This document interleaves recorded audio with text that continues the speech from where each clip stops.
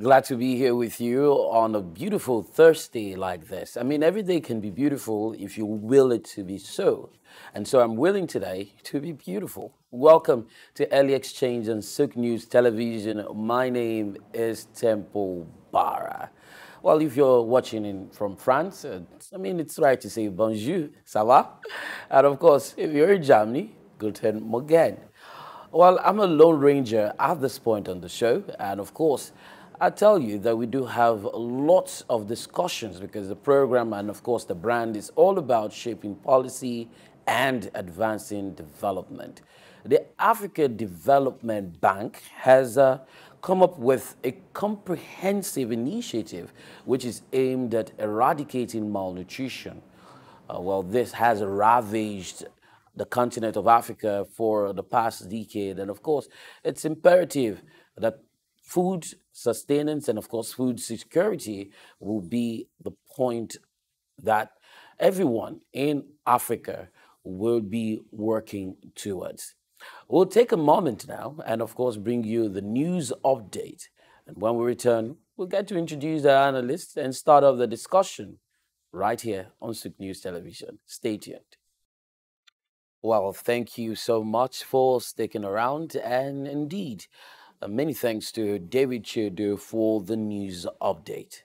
Well, we'll be going into the conversation because it feels like we have a fourfold conversation this morning. But we start up with the African Development Bank's initiative, which is in collaboration with the African Union to reduce hunger and bring about food sustainability. It's an initiative that aims to eradicate malnutrition in the continent of Africa and has been dubbed Zero Hunger Africa.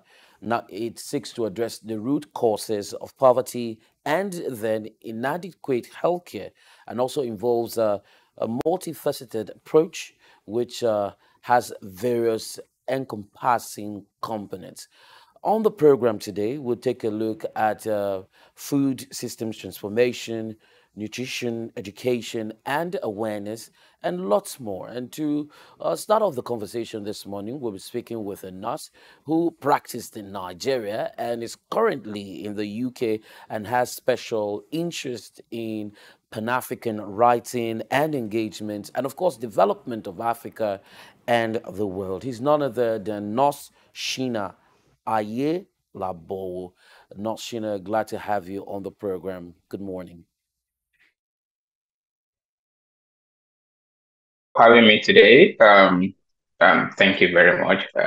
Like you rightly introduced, my name is Chinali Labo, and I'm very passionate about Pan-Africanism and the rising of Africa. It's something I think about every day when I wake up in my bed here in England. So thank you for having me. Well, just before you started waking up in England, you were waking up in Nigeria. I'd like to start off by saying, did you have all of those thoughts? I mean, being Pan African and all that while you were here in Nigeria, and how did that change when you traveled to? I mean, No, no, no, over the no. past years. It doesn't change when I traveled. I mean, it's something that's been with me for many years. Even coming to England, it's not something I didn't plan about it initially, but circumstances changed. So I had to travel. And it is very soon, by the special grace of God, in a few years to come, then I'll come back home. I like home. I like Nigeria. I mean, I like Nigeria to be great. And things we see here that we people have access to. I want this to be replicated fully in Nigeria, in Africa continent. I believe you can do this, and this is my drive. It's been in me for many years. Not even when I travel to England, something. It's been there for many years. Thank you. Well, they say home is where your heart is. So our heart is here at Suk. Let's start off the conversation real quick and, take a look at this partnership between the AFDB and the AU, two influential organizations. I don't know if you have any statistics or details about the level of malnutrition in Africa at the moment. But then, if I had to ask what your assessment of the current situation is in comparison to where you are right now. Yeah, with regards to statistics, to start with, I'm quite aware that the rate in percentage of malnutrition in Nigeria, also in Africa generally, has actually reduced. Looking at 10 years ago, but then we have the statistical reduction, but the actual population is currently on the increase in Africa, which actually begs the question that are we truly reducing malnutrition in Africa? Right. So the statistic has reduced significantly over the years, but then the population kept increasing. So comparing malnutrition in in Africa to where I am currently, I would say there is a sort of significant difference, and I'm happy with the new initiative, the combined efforts from African Development Bank and also um, the African Development Bank and also the AU, because I think this will actually generate more interest, across Africa in terms of financing, in terms of increasing budgetary allocation to nutrition in the whole continent. So here we actually have children who have access to good healthcare facilities, and also the purchasing power of people is quite high here, which I think is a major factor when it comes to malnutrition itself. So here and Africa, I would say there's a lot of difference, and this actually stems from the government support, to the people. All right, let's take a look at what malnutrition is. I don't know if I may be right, Noshina, to say malnutrition is the opposite of balanced diet. And if I'm wrong, I mean, could you just shed some light on what malnutrition is? Malnutrition is simply it's a condition that occurs when there is lack of balance in dietary intake. So, what are those foods that we eat? We eat foods that are rich in protein, in carbohydrates, in vitamins, in ions. All of these components, come together, form a balanced diet that we take, right? But when there is imbalance between all of these, a condition results, which is called malnutrition. Okay, so when malnutrition occurs, it can occur in two ways. It can either be undernutrition or overnutrition, right? So then, when we talk about the undernutrition, is when we talk about effects like stunted growth, like malnourishment. Also, we can equally have retardation in developmental stages in children. And also, when we talk about overnutrition, that is when we talk about obesity. You see people with very big body, and which is also not a very good condition. Either overnutrition or undernutrition. We can all see this, in children in Africa. And the population that are most affected are the children, although malnutrition can affect anybody at any age. But I think children are at higher risk of coming down with malnutrition, either overnutrition or undernutrition. Also, the elderly people in the society are equally at risk of malnutrition in the society. And also, people who actually suffer from some health conditions. It could be depression for someone who has depression. We actually have the loss of appetite to eat. It could be other mental conditions like maybe dementia. It's not common in middle-aged people, but in adults, in elderly people, it's very common. And it could also be some other chronic clinical conditions that might impair the absorption of food, in the stomach and into the body system, which can ultimately also result in malnutrition. Well, I think I'm enjoying where the conversation is going to, but then I might add, I think some persons will prefer to be over nutritioned than under nutrition or malnutrition. And yes, you've talked about the cases of obesity, but that's rarely found in Africa. I wouldn't want to say you have more of that in the western part of the world, but it's most likely the case. But then, considering the staple food that we have, which is basically carbohydrate based, right? You have a lot of people depending on carbohydrate based food for food nutrition or to to gain nutrition and all that. What does this tell on the persons living in Africa, on their health, on their development, on their growth, and all of that? Yeah, I would say because when we talk about overnutrition, we're not just talking about eating food in large excess of it. So overnutrition actually stems from the fact that one is consuming one component of the nutrient in higher proportion, as at the detriment of others. For example, like in Africa or also in Nigeria, we have so many carbohydrate food available. Equally, we have proteinous food, we have fatty food, and all of those.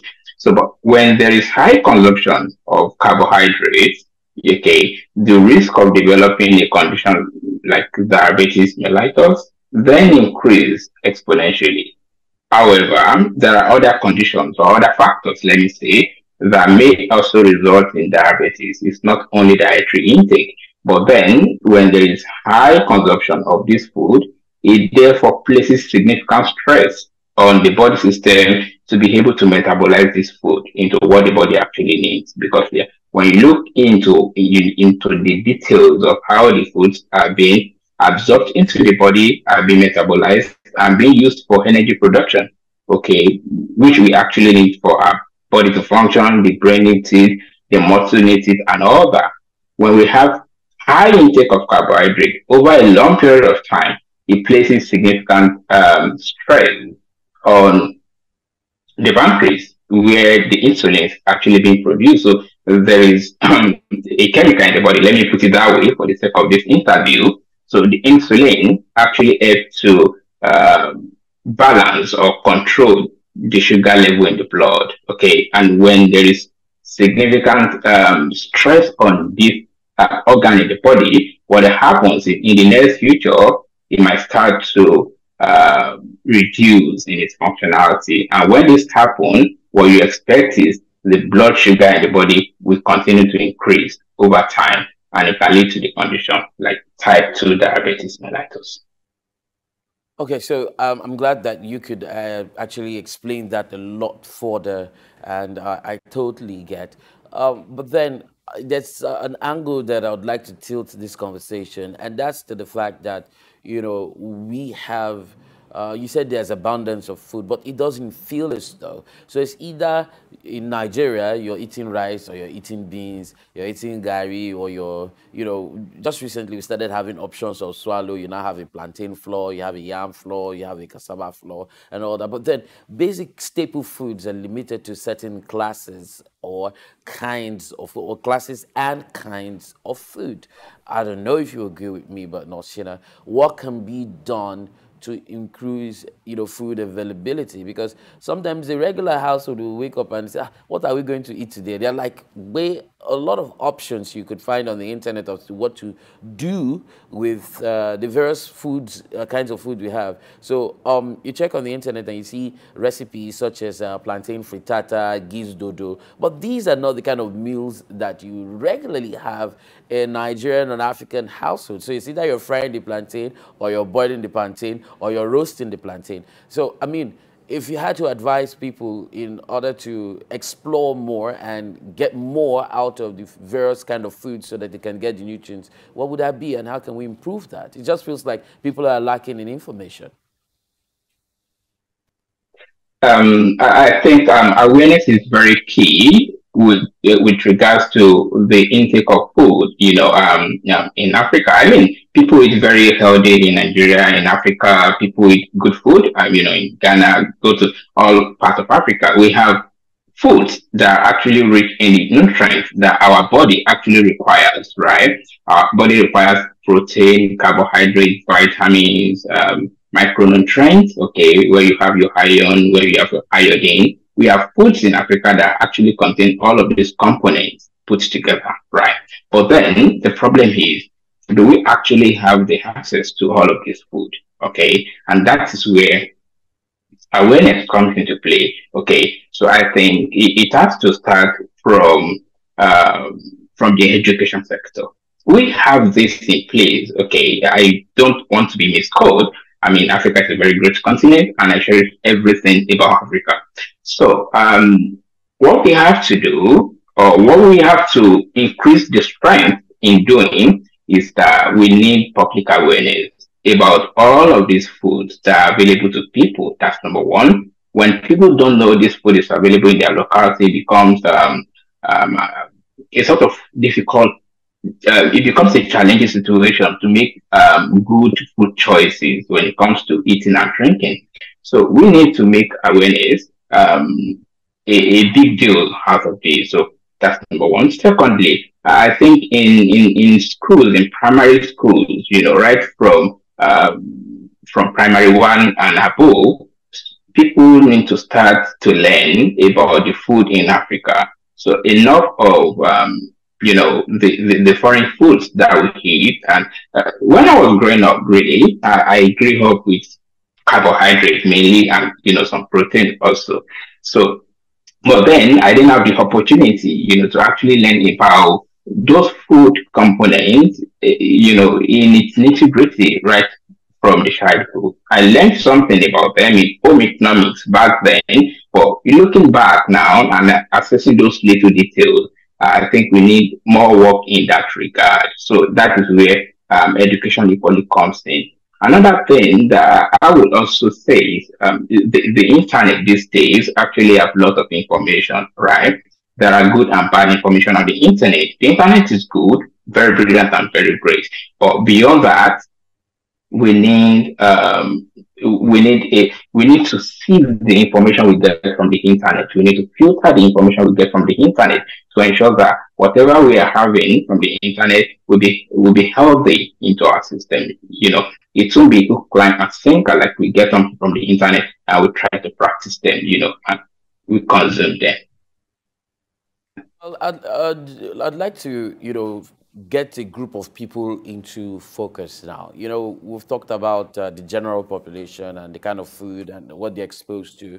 But then we have a group of people, the vulnerable population, minorities, persons in prisons, persons with special needs, the very old, the very young, all of these people with, special needs, especially with their nutrition. I mean, what kind of programs can we come up with? Social programs, that could implement social safety nets to ensure that these group of people are catered for.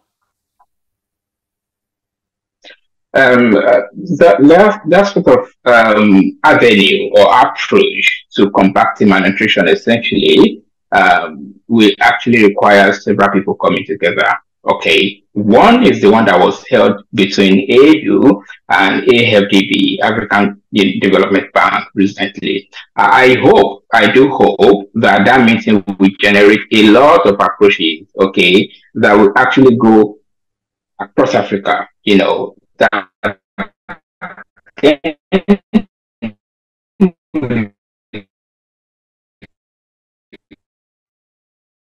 Now, Shay, can you hear me? subgroups Can to you hear me actually now, cater Shay? and look for people who are in Africa. For example, let's look. I can hear you loud and clear. Can you hear me? Can you hear me? Okay, feels as though we're unable to connect with Noshe, who, by the way, is in the United Kingdom. Noshe, Okay, so we've been Can you talking hear about the me? African Development Hello. Bank's initiative in collaboration with the African Union to eradicate malnutrition in Africa. And of course, we've been speaking with Nurse Sheyi uh, Ayelolowo, who is a practicing nurse who's been in Nigeria, had his fair share of the system, healthcare system, of course, and is currently in the UK. He's provided some insight as to malnutrition. We've also talked about overnutrition, giving some examples. And of course, we're going to the part where we needed to talk about those persons who fall into the category of vulnerable population. And of course, the vulnerable population are minorities, persons with special needs, persons who are in the prisons, that's incarcerated, the very young and the very old in our society in Africa. And all of these people also require a certain kind of nutrition. I mean, very recently, there were news that certain meals that were prepared in the correctional sentence did not have, some very basic vitamins which were needed by the prisoners, and all of these stem from the fact that there are no policies to ensure that there's some sort of ground work covered in the area of ensuring that these persons are not lacking. Yes, they're offenders, they're in the correctional facility, but they also need to be taken care of. What about the persons with special needs? Those who, are impaired, their vision is impaired, persons who cannot speak, persons who's hard of hearing or could not hear. And of course, they require that they get the right amount of nutrients adequately, for them to carry on. I mean, if we had a system in place, that would be the way to go. And of course, that's why a lot of persons have hailed the initiative by the African Development Bank and the African Union, which has been dubbed Zero Hunger in Africa. We'll take a moment now, and when we return, we'll continue the conversation right here on Early Exchange. It's Sook News Television. Don't go anywhere. Glad to know that you are still tuned in to Sook News Television. Of course, it's Early Exchange, and we're about shaping policy and advancing development. And of course, a policy that has been put out, an initiative that's worthy of commendation by the African Development Bank and the African Union, which is the umbrella body for countries in Africa, has been dubbed Zero Hunger in Africa. The whole idea is to eliminate malnutrition in the continent of Africa. And we've been speaking with a nurse who practiced in Nigeria and, of course, currently in the UK, one who is a fan of Pan-African writing. And, of course, his ideologies about the development of Africa as what we're trying to explore of the program this morning. Nurse Shina Ayala Bo is on the program today. Noshina. So, yeah, thank you. Can you hear me now? I think the network is okay now, right? Clearly now. Cool, cool. So, All right, like we so were just speaking, before that call, we talked about the fact that some group of persons also require a certain kind of nutritional content or nutrient rather. I mean, that's the right way to put it. And those are persons who fall into the minorities group. Those are the aged, the young, persons incarcerated in the prisons. They've called them the vulnerable population. Um, can you, I mean, from your years of experience, what are some of the basic nutrients that these persons or these classes of persons require?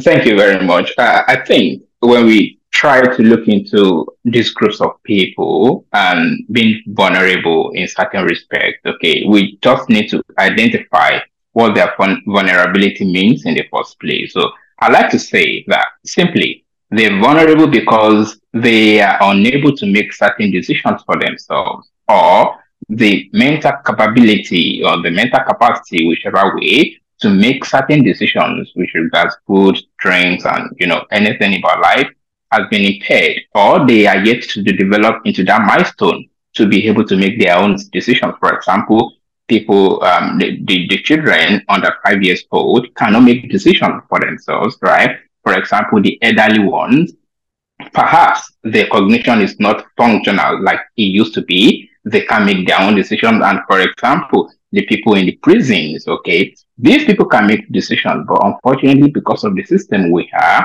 um, I wouldn't say they're ripped of their freedom to make certain decisions, but we know the system we have currently as actually when anybody's in the prison, uh, the perception of the society is also a very big thing in this respect, and therefore it impairs their ability to make decisions or to have a voice, for themselves. So these sort of things come together to put them as a vulnerable group. And then what can be done going forward to this set of people? Or what sort of nutrient do they need?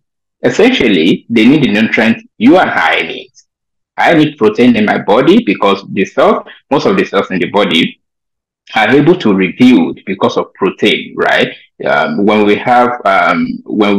lack protein in the body system, what happens is therefore most of the cells would lose or reduce in their ability to regenerate.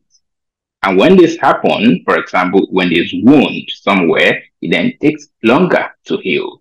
Does that make sense? So we equally need vitamin in the body. Vitamin is very important. We need iron in the body, for example. People come down with anemia. And anemia is just as a result of significant reduction in iron content in the body, And we equally need iodine, right, in the body system. We need fats in the body system as well. And also, this fatty acid plays significant role, especially in the immune system. Okay, it plays important role in transmission of information in our neural pathway. When you talk of the brain itself, actually need fatty acid, to actually function. So I need all of this nutrient. This little group needs all of this nutrient, especially the young people under the age of 5 needs this fatty acid in their body, because then the brain is developing, the neural system is developing, so they actually need this in good quantity and protein also. And they can actually get this from breast milk. Okay, breast milk is very nutritious. But then the mother who is to breastfeed the baby, if it's not well fed, then there is how will I put it now?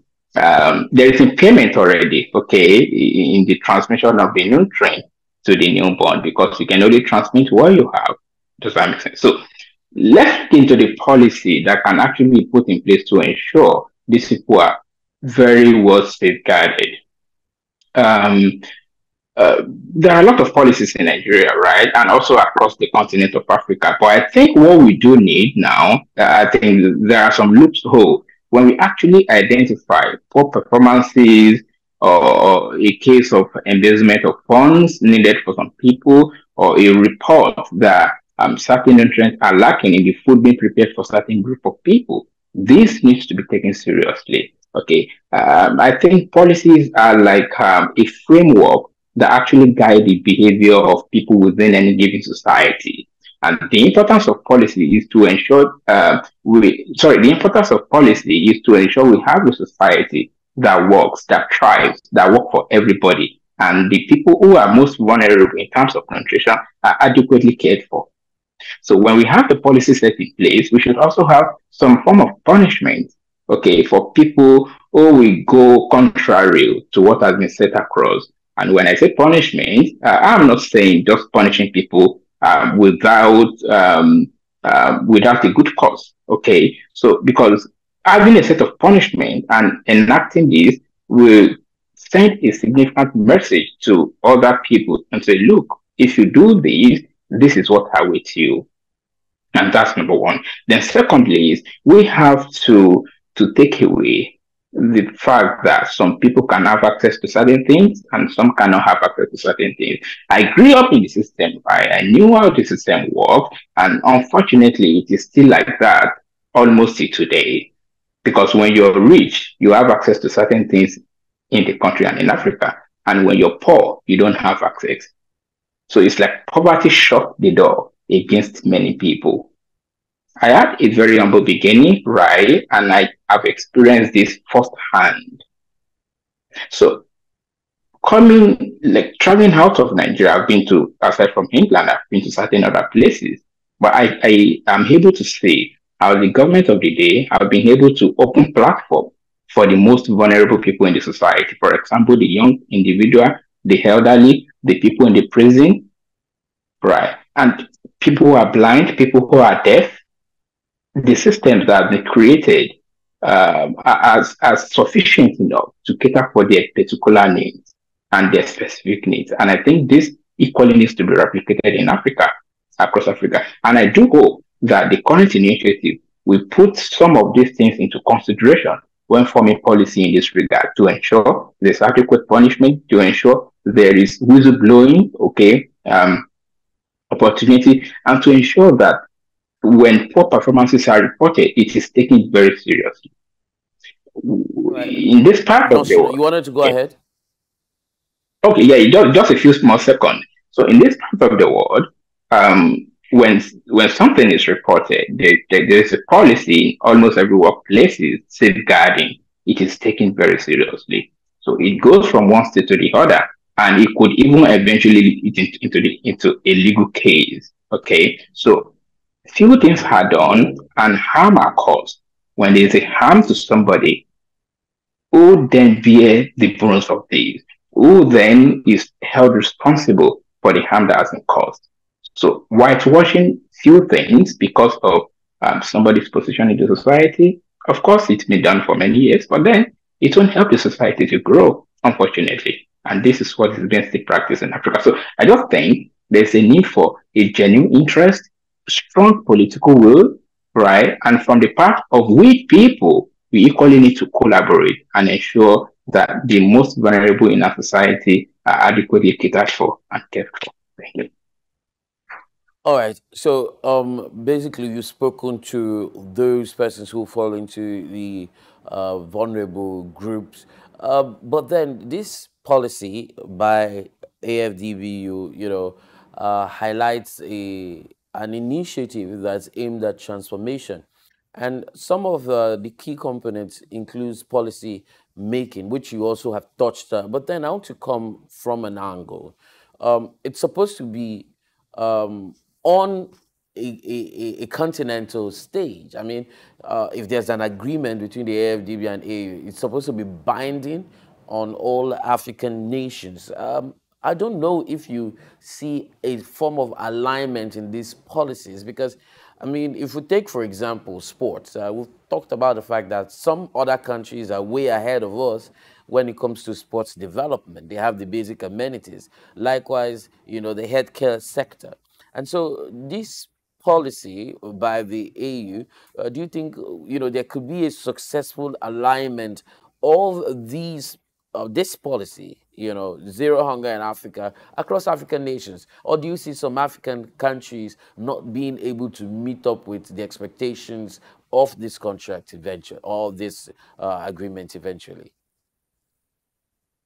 Yeah, thank you. I think the bulk of the issue here actually lies on the AU itself, right? African Union should be the umbrella body for all the African countries put together. But at the moment, the sort of disunity within Africa itself is a very big problem. Okay, when we have this kind of initiative, which is supposed to actually go across Africa and be binding on all the countries, but when we don't have the United Africa, it becomes a real problem. Now let's think of it. Okay, we have Agenda 2063, which Africa is working on to ensure in the next 50 years, which was actually made far back as 2005 or 2013, sorry. In the next 50 years, we're going to achieve this, and this. And there was one especially appealing to me that by year 2020, we will silence all guns in Africa. How far have we achieved that? In Sudan, my fellow brothers and sisters are being killed every day. They won't even think of malnutrition and how to combat malnutrition, right? So we need peace in Africa. We need a united Africa. We need free movement of people in Africa. We need free movement of goods in Africa. Me as an individual with my Nigerian passport, I cannot travel across Africa without passport or without visa. I can only go to some selected countries in Africa, right? And somebody from the United States, sorry, I'll come back to the question. Somebody from the United States, somebody from England with British passport is able to go across almost all the countries in Africa, visa free. What does that tell us? So, but I think so when there's this initiative coming aboard to ensure that we combat malnutrition through policy, and we want it to be binding on all the African countries. First, we need one Africa, a united Africa. That's the first one. Without us achieving that, I'm afraid we might not be able to achieve so much in this regard. And also, this will equally lead me to the thinking that we need our universities in this arena. We need our polytechnics. We need our secondary schools. We need our primary schools. We need all our lecturers to be on board. We need all of the systems to be on board, because I think malnutrition cannot be handled as a singular entity, right? It has to be interrelated. It is an interrelated cause, let me say, or interrelated subject, and has to be approached from holistic view. Right. So you cannot handle malnutrition on its own. Okay. Finance needs to come in, different experts needs to come in, nurses have to come in, doctors have to come in, pharmacists have to come in, lecturers have to come in, the students themselves have to come in, right? The communities have to come in. The people who cannot speak English, who cannot understand French, who cannot understand Spanish, they have to come in. They have people in their care that requires good nutrition. So making this to make this binding, all across Africa countries, we need one united Africa. Then we need all of these people to come on board, because without us communicating this, preaching the good news, people would not be aware of it. And let me even say, the meeting that was held in Dhaka, in Senegal, a few days ago, from 19 to 20 of August, just recently, how many university students in Nigeria today knows about that? Don't let me go too far. How many people studying nutrition in the university is aware about that big movement? Because it's a big movement, to be honest. So, and that is where also education and awareness comes in. So I think for this to actually be binding on everybody, it needs to be well communicated. So there needs to be a communication channel, right, that will be able to pass this message to the littlest person in every community. And that is when we will say, okay, we are on the path of a sustainable growth. We've been growing in Africa, right, from years, but then we need a sustainable growth. So I think this is a big initiative, to be honest, but to be binding in Africa, we need several systems to come in place. And the number one, like I said, is the unity of Africa. All the African presidents, all the African heads of state, they need to see this initiative as a good way to go in this time of the day. Okay, because if they don't see it as a good way to go, it will generate the sufficient interest, right, to be able to allocate enough resources to this. For example, in Nigeria, the amount that was budgeted for agriculture was I think about 2.2% of the economy, of the budget in 2024, right? So if there is a lot of commitment, this can be increased a little bit, to ensure we have good financing to agriculture, which equally will impact on reducing malnutrition in Nigeria, and also go to Ghana, go to Senegal, go to Cameroon, and go to Egypt, go to Gabon, go to Angola, go to Libya, go to all of this African continent combined together. Then you will see that the commitment to agriculture is a little bit low. So we need to increase this commitment, and this initiative can help to increase that commitment. And how can this initiative help?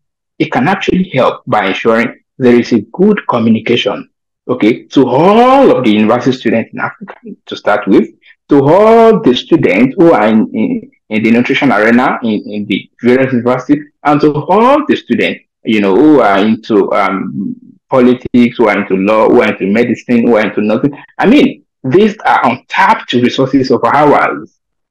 So when I was in school back in the days, right, many things that we learned about We learned about Nigeria, we learned about little about Africa, right? Then we learned many things about the United Kingdom, the United States, all the statistics here and there, the definitions by WHO. These are very great, but I think we as a people, right, we need to restructure the syllabus we use in schools to actually accommodate all of these new changes in Africa. I mean, Agenda 2063 is not even communicated in the university. They're not being taught in the university. So how do we move from here? So these are my pain, and these are things that I feel we need to critically look into. We need to consider them for us to actually have a sustainable growth in Africa. Without people having good information in their graphs, they will be deformed, and from there, we'll continue to have impairment of the society. We continue to have impaired society. It's just as simple as that. So I think communicating this, achieving good unity in Africa is very key and very central to this big initiative. Thank you. All right, so Dorshina, just as a way of closing this first half of the program, malnutrition continues to impact on Africa to the point that statistics suggest that 41% of children under 5 years have various forms of malnutrition. 41% of children under 5 years. Now, the whole idea of this initiative by the African Development Bank, in partnership with the AU, is to accelerate the reduction of malnutrition in Africa by 2025. The question that begs for answer is that even possible? We in 2024, we're halfway into the next program, and of course, 2025 in the horizon. Do you think that this initiative can completely eradicate malnutrition by next year? Yeah, I do believe this initiative can achieve this in 2025, but also I do have my reservations, right? I think we have a very short time now to actually achieve that target. So looking at the time space and looking at the infrastructure we have in Africa at the moment, I am doubting this time frame. Okay, so I think if this will be achieved, we need to give ourselves a little longer, like a little period of time beyond 2025. If we really need to achieve something out of this. I mean, it's a good initiative, and I don't want it to be a jamboree program like we've always had. Right, we've had so many programs from AU in partnership with different organizations, but here we have today, we are still speaking of the same thing almost every year. Okay, I really hope that this program or this initiative, we achieve its target. But if we to achieve that, I don't see 2025 as being a year to actually achieve this goal. Because, for example, you can bring that rate of 41% malnutrition in Africa. You can bring it down in a year. You can bring it to 0%. It's not possible. It's not possible in the sense that we don't have the infrastructure on ground. Okay, does that make sense? How do we connect all of the African head of state together to buy into this idea is the first thing. The meeting that was held in Dakar, Senegal recently had about 8 countries, present, Nigeria being one of them, and a few other countries. And we have like 54 African countries combined together. So it's a huge task and responsibility to actually get all of the presidents together and buy into this idea. So until we're able to convince them enough and let them see undeniable reasons why they need to increase financing, because the central theme of the meeting was actually to ensure we generate policy and we increase financing, to this initiative. So for us to achieve that, I think a minimum of 3 years or 4 years is required. Or else it will just be like Africa Unity is saying we're going to silence gun in Africa by year 2020, and we're going to restore peace and order in Africa. And here we are today, we're still speaking of war in Sudan today. So I think 2025 is way too close. It's just a few months to 2025, and then we still not have a united Africa, and then we still not have free movement of people and goods in Africa? I mean, there are some goods that are actually perishing within in some Africa that could have been, transported into another part of Africa and will be used for those people. But then, where is the real network to actually transport these?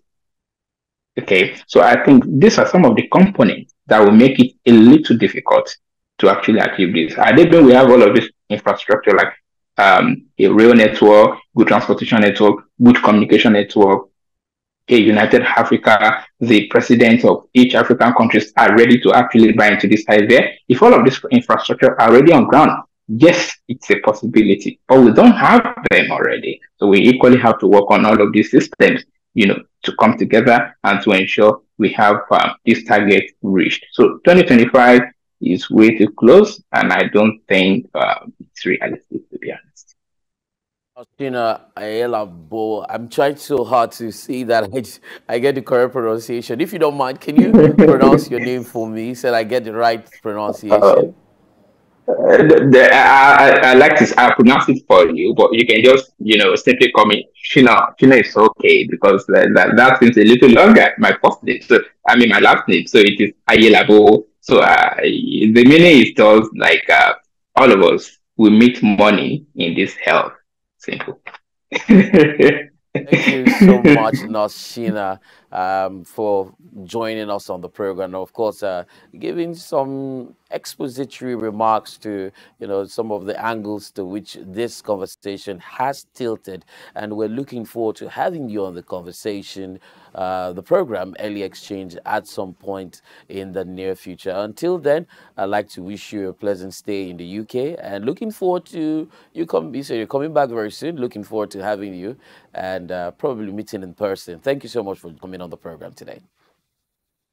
Thank you very much. I appreciate you. Thank you for having me. And it's my, I'm very glad to be honest, and to be on this program with you this morning. Africa is my home. Nigeria is my home. So I look forward to a day that I won't have to think twice, to visit my home, and everybody will have peace of mind. Now we have many people living in the country. There's a new chapter business across Africa. And we also have people out of Africa, Chinese, Indians, Americans, they're coming into the country. They're seeing something in the country, right? So I hope that someday the government will be able to provide an avenue that will enable people to see the opportunities in Africa. I do believe there are opportunities in Africa. I really do believe, right? But the system of the governance in Africa needs to be twisted in a way that reflect the wishes of the people, that signify trust, okay, and that radiate hope amongst the people. These are the critical elements that are available in the countries this many people are migrating to. For me, in England here, it's not like it's all rosy for everybody traveling abroad, but then a little better than what we have back home. All right. But then my prayer, my aspiration is that someday we get things right and we get Africa moving. It is my pleasure to be on this program today. And thank you. I love Africa. I love the work you guys do. And looking forward to United Africa, where we won't have to worry about traveling across Africa and with restrictions. Thank you very much. And also on malnutrition, I do hope that someday we will be able to get there, and that young people and people who are very vulnerable will not have cause, to suffer the menace of malnutrition, anemia, obesity, kwashiorkor, and all of these diseases will be really, really minimized in Africa. Thank you. Thank you so much, Noshina. I would have to let you go because this is only the first half of the program. We're going to be going into the second half, which I would rather describe as the home run. Well, Noshina has struck a very sensitive chord or nerve, if I may, and that's the fact that he wanted a united Africa. But then, would you describe Africa united if the federal government of Nigeria seems to be playing down on the quality of education from other African countries? There are concerns, and so the federal government is invalidating degrees from Benin and Togo. We'll be talking about that in a bit right here on the Early Exchange. Do not move a muscle, do not even flick your eyelids, because we'll be back in a moment. Early exchange, shaping policy, advancing development.